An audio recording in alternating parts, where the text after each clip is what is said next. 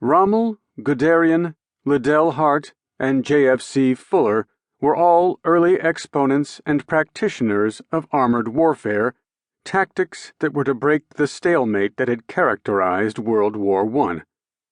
Advocates of the tank, and above all, speed, it was their ideas which decimated Saddam Hussein's forces in the 1990 Gulf War.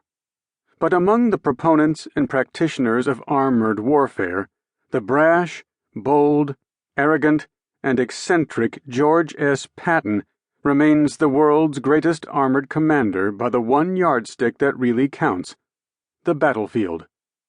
In 1944 through 1945, Patton's Third Army raced across northern Europe, covering more ground and destroying more enemy resources than any other equivalent force in history. Patton is one of America's most celebrated generals and one of the most famous generals of the 20th century, but his story has its origins in the form of a shy, dyslexic boy who could cry uncontrollably and who viewed his own emotional intelligence as unmanly. Patton was a fascinating, complicated, and controversial man whose life story ranges between genius, folly, and tragedy, with absolute determination the one constant theme.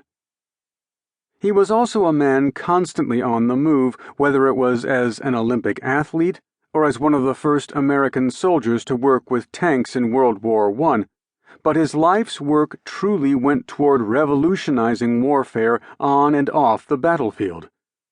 Between the two world wars, he wrote at length about mechanized warfare and tactics, and during the Second World War, he worked his way up colorfully, controversially, and capably, all of which made him more conspicuous during the war.